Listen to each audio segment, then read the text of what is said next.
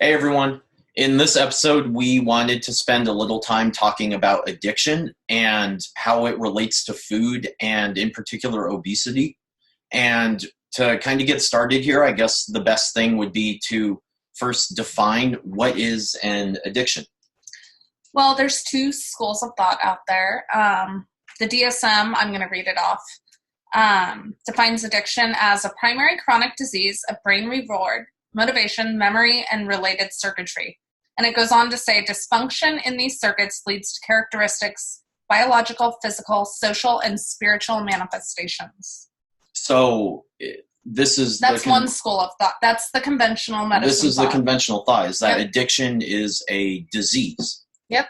And there's another school of thought that it's a pathological overlearning.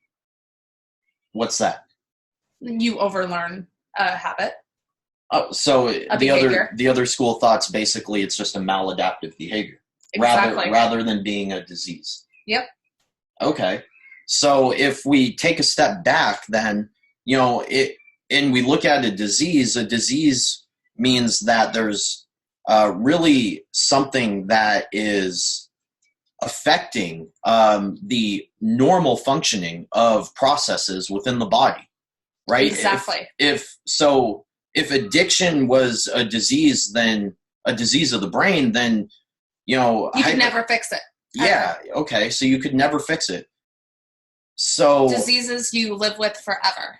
But then if that were the case, how do people that have addictions to things like, for example, someone with obesity who has an addiction to eating food, how do they lose weight if addiction's a disease and it should never go away? They change their behavioral patterns. That's why I disagree with the addiction or the disease model of obesity. So obesity can't be a disease, because if they're just overeating due to their addictions to certain foods and addiction isn't a disease, then how can obesity be a disease? It can't, right? Yeah, we all, as humans, we all have a heightened response to hyperpalatable foods, no matter what.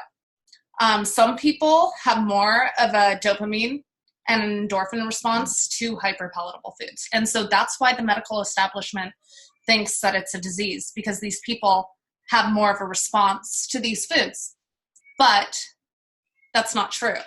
Well, we have these responses to everything. Like, for example, anything that you're passionate about, you will have these same responses. Well, yeah, a heightened dopamine response. Because that's motivation. Dopamine's involved in motivation. So if you're passionate about something, that dopamine gives you the motivation to continue to do it. That's just normal. And it locks the habits in more. So the way our body and our brain locks in these behavioral patterns is through dopamine. So becoming addicted to a substance like alcohol or drugs is obviously a lot easier and gets locked into the reward circuitry a lot quicker. And that's because they elicit a greater dopamine response than other things we might be exposed to. Yes, but there's no permanent brain changes. None. There's been no studies that show that there's permanent brain changes when changing a detrimental habit. Now, I will add a caveat here. If using alcohol as an example, if you drink to such a severe extent for such a prolonged period of time that, for example, you become deficient in thiamine, then you can have permanent brain damage. Certainly these addictions can lead to actual diseases, but like in alcohol's case, the disease isn't alcohol. The disease is 𝘣𝘦𝘩𝘢𝑚 encephalopathy, which is inflammation of the brain due to a vitamin deficiency that the alcoholism caused. It wasn't the alcoholism. It wasn't the alcohol. Just like in obesity, gaining weight is a protective mechanism against energy poisoning. Our fat protects us from all that energy being in the blood. And so obesity itself, how can obesity be a disease? It's just an arbitrary classification of having a certain amount of fat on your body. No, it's the dark side of neuroplasticity. It's a pathological overlearning of the behavior. These people grow up in an environment that these hyperpalatable foods are around. They have trauma.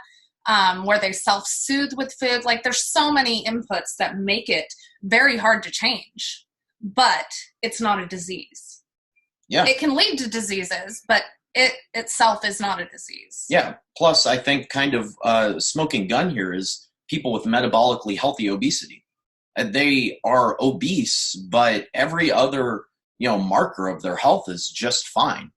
How can it be a disease then if there's literally no dysfunction going on in their body other than them carrying around an obese amount of fat mass? Now, I'm not saying that it's healthy to do that. I'm just saying that it doesn't really match up with the definition of a disease. Yeah, it's a disease of desire, I guess, but we all have it. Yeah. Like, we all desire something. So what hits my pleasure centers is going to be completely different than someone else's. Like, that's why you see some people get addicted to alcohol, cocaine, downers, like Valium. Food. Sex. Gambling. It's all the same system. Yeah, but none of these are diseases. They're just maladaptive habits where people get such a big high they want to continue doing it. Yeah, The Biology of Desire is a great book that talks about this and the circuitry behind desire. We actually are just seeking out these things that we want. It's a wanting condition. It's not a disease. Yeah. I mean, type 1 diabetes is a disease, right? Your pancreas is destroyed by your immune system. Like, you're going to have that forever. Obesity, you can just lose the weight and everything goes back to normal. Even type 2 diabetes, as long as you haven't yet had pancreatic damage, substantial weight loss can basically cure the condition. So yeah, obesity is not a disease. It's just maladaptive behaviors. And addiction isn't a disease either. No. Because it's just pathological overlearning of the behavior. Just like riding a bike. Yeah. You never forget. That's another thing. That's why you can't go back to like using these substances or foods that you've had issues with in the past, is because the neural circuitry is like dug in pretty freaking deep. The cat. Okay. So any questions, ask in the comments, and we'll link to that book as well, The Biology of Desire, right? Yep. Perfect.